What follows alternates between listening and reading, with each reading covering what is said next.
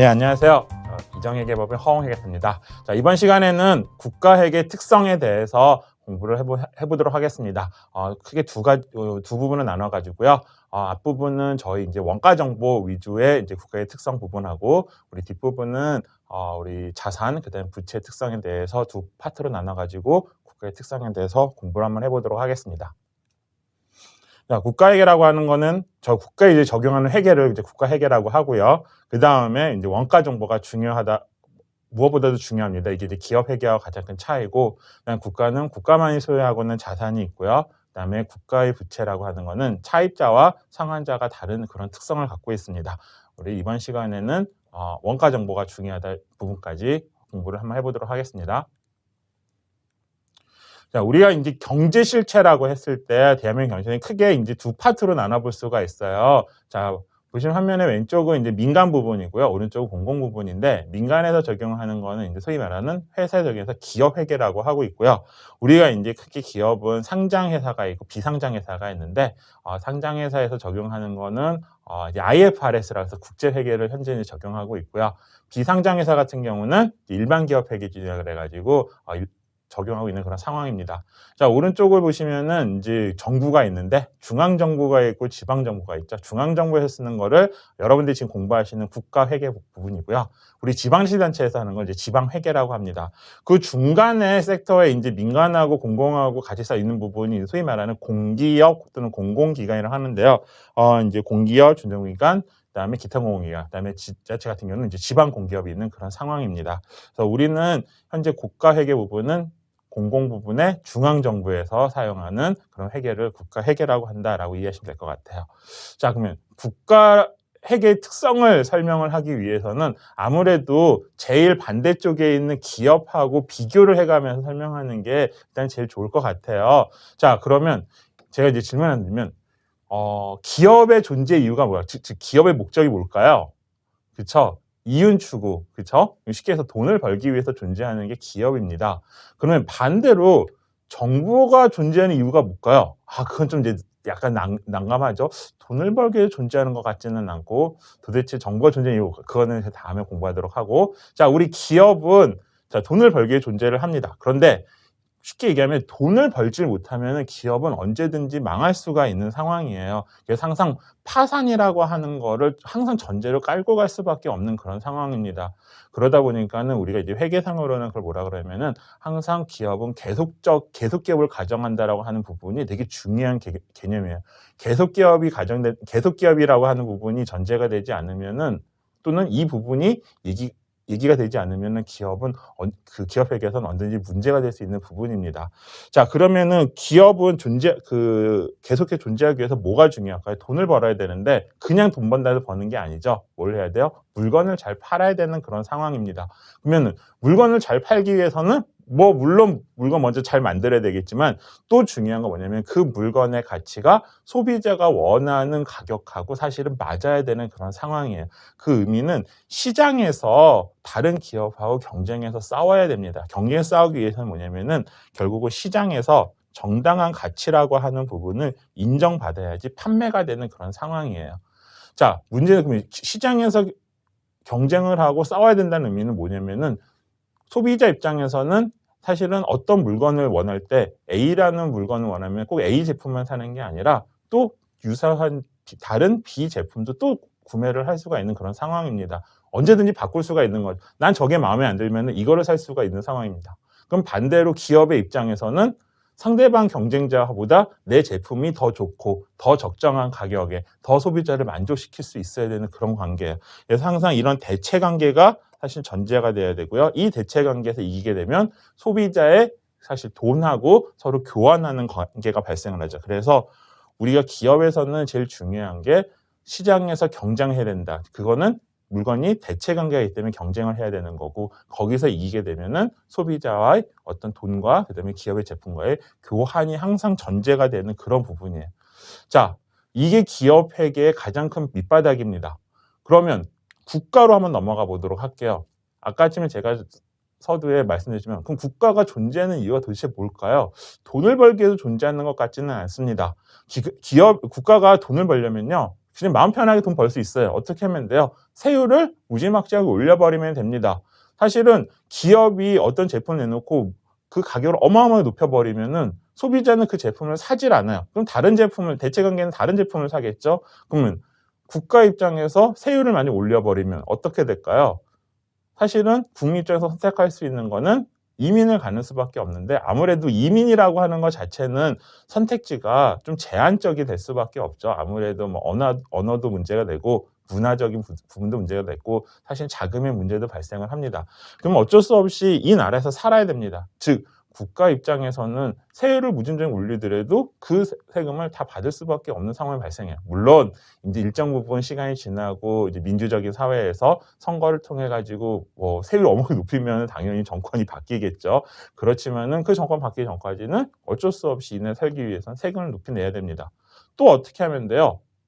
정책을 펼치지 않으면 됩니다. 뭐 교육 서비스, 문화 서비스, 복지 서비스 하지 않아도 돼요. 하지 않는다 그래서 세금 안 내는 거 아닙니다. 자, 그래서 우리가 국가라고 하는 건 특성이 뭐냐면은 국민하고 관계에 있어가지고 물론 크게 보면은 국가는 국민한테 어떤 정책을 펼치는 거고 그 다음에 국민은 그거에 대해서 세금을 내는 것처럼 보이지만은 우리가 국민이 세금을 낼 때 어떤 하나의 정책의 한 단위에 맞춰가지고 세금을 내는 게 결코 아니죠. 자, 그런 식의 논리라 그러면은 엄밀히 말하면 우리 국가에서 복지나 어떤 국가의 정책의 혜택을 제일 받은 계층이 누구냐면은 소위 말하는 사회적 약자 계층입니다. 뭐 어르신도 될 수도 있고요. 아니면 영유아 계층도 될 수 있고 아니면 경제적 취약 계층도 될 수 있어요. 사실 이분들한테는 세금을 걷지를 않습니다. 그렇죠? 그 의미는 세금을 내는 수단, 그 계산하는 방식과 그다음에 정책을 펼치는 거하고는 완전히 사실은 직접적으로 연결되어 있지가 않는 상황이에요. 그걸 우리 뭐라 그러냐면은 비교환 거래가 전제가 돼야 됩니다. 물론 국가도 정책을 펼치기 위해서는 돈이 필요하고 재원이 필요해요. 그래서 세금이 필요하기는 합니다. 그래서 간접적으로 영향을 미치겠지만은 직접적으로 어떤 정책에 대한 대가로 세금을 내는 게 아니다라고 해서 우리는 이거를 국가에서는 비교환 거래라고 합니다. 그렇다 그러면 우리 기업하고 국가의 가장 큰 차이가 뭔 것 같아요? 그렇죠? 우리 기업에서는 교환 거래가 전제가 되는 거고 기업에서는 국가에서는 비교환 거래가 전제가 되는 그 부분이 가장 큰 차이라고 볼 수 있습니다. 자, 그러면 국가에서는 도대체 어떤 특성을 갖고 있는지 한번 보도록 하겠습니다. 자, 지금 화면에 보이시는 이제 손익계산서라고 하는데요. 이건 일반 기업에서 내는 재무제표 중에 하나입니다. 일종의 1년의 성과를 표시하는 재무제표예요.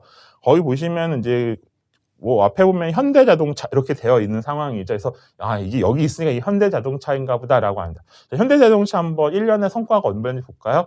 제일 중요한 건 뭐랬어요? 기업이 제일 중요한 거는 돈을 얼마나 버느냐가 제일 중요하다고 제가 말씀드렸습니다. 왜? 돈을 벌어야 기업은 존속하기 때문에 그래요. 그래서 항상 제일 중요한 거는 제일 마지막에 있는 이 당기순이익이라고 보이시나요? 당기순이익. 지금 현대자동차가 당기순이익 얼마나 났죠? 이 숫자가 어렵죠? 4,101, 860 100만 원이면 대략 얼마죠? 예, 4조 정도 됩니다. 자, 현대자동차가 1년에 4조를 벌었어요. 그럼 4조를 벌기 위해서 쉽게 해서 자동차를 얼마를 판 거예요? 쭉 올라가니까 매출액이라고 보이죠. 41조 7천억 정도의 자동차 쉽게 해서 자동차를 팔아서 4조의 당기순이익을 났다라고 보시면 될 것 같습니다. 이 부분이 기업에서 제일 중요하죠. 자, 계속 말씀드리지만 기업은 존속을 해야 되고 파산을 막게 존속을 해야 되고 존속하기 위해서는 당기순이익을 내야 되고 당기순이익을 내기 위해서는 물건을 잘 만들어서 시장에서 다른 제품하고 경쟁에 싸워서 이겨야 되고 그래서 매출액이 41조가 나왔다. 이렇게 이해를 하시는 게 제일 중요해요. 그렇다 그러면은 과연 정부는 뭐가 제일 중요할까요? 제가 돈 버는 게 중요한 게 아니라 그랬죠. 그러니까 수익이 얼마나 중요하지 않습니다. 자, 정부가 존속하는 이유는 결국은 국민들이 얼마나 이 나라에서 잘 살 수 있게끔, 쉽게 해서 삶의 질을 향상시킬 수 있게끔 국가가 얼마나 정책을 잘 펼쳤느냐가 중요한 거예요. 그럼 정책을 펼쳤다라고 하는 거는 어떤 정보로 과연 나타낼까요? 자, 우리 보이시는 화면도 이제 국가회계에서 나오는 이게 재정운영표라고 하는 건데요. 어딜 것 같아요? 이게 딱 보니까는 뭐 한반도 평화조선 통일부인가? 했더니 그 밑으로 쭉 보니까 뭐예요? 외교 나오죠? 자, 외교부와 관련한 재정운영표입니다. 그런데 여기 특징이 하나가 있죠. 우리 보통 보면은 수익이 플러스가 돼야 되고 비용이나 원가가 마이너스 될 것 같은데 거꾸로 뭐가 먼저 나와요? 원가가 총원가라는 게 먼저 나오고 수익을 차감한 다음에 순원가라고 하는 거를 산출하는 구조입니다. 자, 쉽게 얘기하면 국가는 뭐예요? 돈 버는 게 중요한 게 아니란 얘기예요. 뭐가 중요한 거예요? 국민들한테 어떤 정책을 펼쳤느냐라고 하면 그러면 돈을 쓰는 게 먼저란 얘기고요.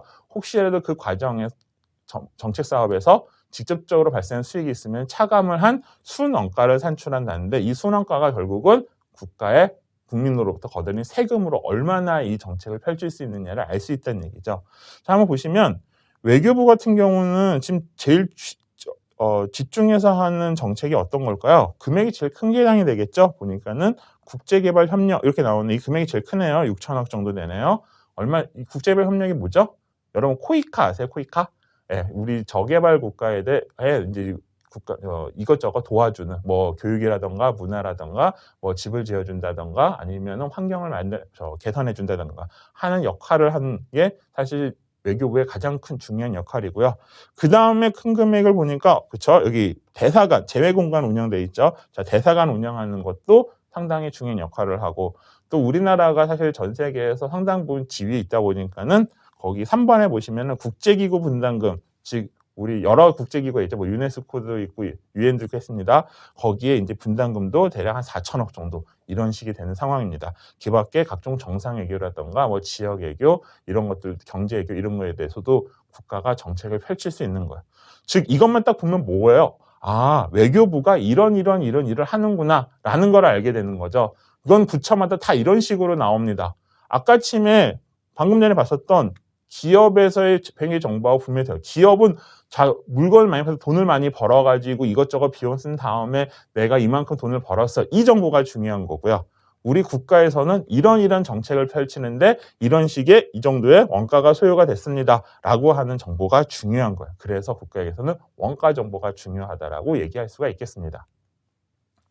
자, 좀 정리를 해서 보시면은 국가의 재정활동은 기업처럼 단기순이익이 중요한 게 아니고요. 징수된 조세가 얼마나 효율적으로 필요한 정책 사업에 사용되었는가 하는 정보가 중요할 수밖에 없는 거고요.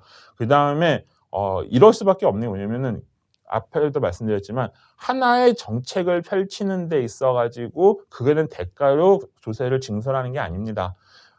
우리가 일반적으로 국가에서 하는 정책이라고 하는 거는 이제 공공재라고 하죠. 공공재는 뭐예요?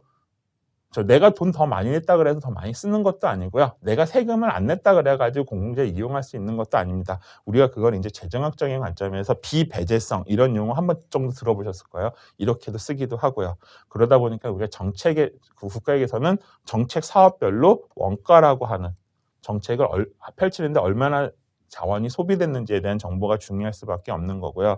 이렇게 해야지만 정책별로 어느 정도 원가가 소요되었는지 혹시라도 비효율적인 요인은 없었는지 그 다음에 다른 정책과의 배분은 적정을 했는지에 대한 정보가 중요할 수밖에 없는 상황이 되는 거죠. 자, 국가 그러면 돈을 써야지라고 하면 그냥 막 돈을 쓰게 되면 안 되겠죠. 나름대로 계획적으로 써야 됩니다. 문제는 국가에서는요. 예산이라고 하는 게 회계년도가 시작하기 전에 우리가 보통 보면은 9월 초 정도 되면요 행정부에서 국회로 내년에 이런 정책 사업에 돈을 쓰겠습니다라고 예산안을 제출하게 되고요. 국회에서는 그거에 대해서 예산 심의를 한 다음에 12월 초 되면은 그 예산을 통과시키게 됩니다. 그러면은 물론 국회에서 심의하는 과정에서 일정 부분 뭐 조정이 되기도 하지만은 정부에서 나오는 그 예산안이 상당 부분 이제 국회에서 승인되는 과정인데, 자, 2021년 같은 경우는 지금 예산이 되는 총 예산이 금액이 어마어마하겠죠? 대략 555조 정도 됩니다. 자, 예산이 이 정도 하겠다라고 하면은 정부는 이 돈을 쓰게 됩니다. 뭐 특별히 경쟁하게 있는 것도 아니고요. 기업 같은 경우는 내가 555조 써야지라고 해서 500조 쓸 수 있는 게 아닙니다. 자, 기업에서는 뭐예요? 항상 경쟁 관계가 있는 회사가 있기 때문에 내가 얼마를 돈을 벌어야지 또는 얼마를 써야지 난다 해서 그 돈을 쓸 수 있는 게 아니에요. 그렇지만 국가는 사실 독점이잖아요. 내가 이 돈을 쓰겠다 그러면 쓸 수밖에 없습니다. 그래서 지금 보니까는 대한민국 제일 많이 돈 쓰는 데가 보건복지, 그쵸? 이쪽 복지 쪽이 제일 많이 쓰고요. 그 다음에 우리 지자체에 대한 지원, 교육, 국방 이런 순으로 돈을 많이 쓰는 거를 볼 수가 있겠네요. 우리 원가라고 하니까는 사람들이 원가라고 하면은 여러분들이 딱 느꼈을 때 뭐예요? 거기 보면 짜장면 있지만 우리 하다못해 점심시간에 이제 식당을 갑니다. 장사가 잘 되는 데 가면은 항상 하는 얘기가 여기 도대체 이거는 원가가 얼마길래 이렇게 뭐 맛있냐, 아니면 가격이 싸다, 가성비가 좋다, 아니면 비싸다, 이런 얘기 참 많이 하죠. 자, 우리가 기업에서 원가라고 하는 거는 한 제품을 만드는 데 있어서 들어가는 한 총 비용이라고 생각할 수 있고요. 이 비용을 근간으로 해서 사실 그 제품의 가격이 형성되는 중요한 정보가 될 수 있습니다. 그래서 예를 기업 같은 뭐 짜장면이다, 여러분 생각하는 뭐 밀가루 될 수도 있고요. 인건비도 있을 수 있고 춘장도 있을 수 있고 각종 공과금이라던가 수도료, 가스료, 그다음에 세금도 있을 수 있고요. 그다음에 은행에서 이자도 있을 수 있고 각종 임대료, 이런 것도 다 있을 수가 있습니다. 자, 이런 것들이 우리 원가라고 하는데 정부에서도 그러면은 뭐 물건 만드나요? 이런 게 중요한가? 라고 하겠지만 사실 정부도 하나의 정책사업을 펼치는 데 있어서는 원가가 중요할 수밖에 없는 거죠. 단지 개념을 살짝 국가에 맞춰가 조금 달리 해석할 필요가 있습니다. 자, 우리가 지난 시간에 복식부기 또는 이제 발생주의 이런 걸 공부하면서 화면에 보시는 이런 표를 몇 번 보셨을 거예요.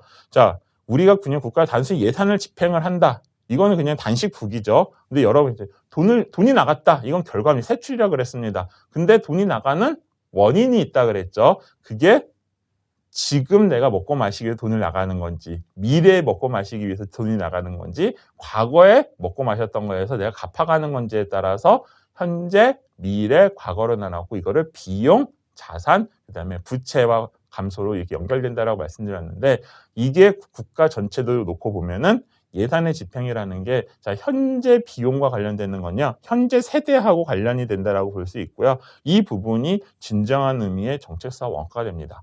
왜 그러냐면 결국 현재 세대가 뭐를 내기 때문에 그래요.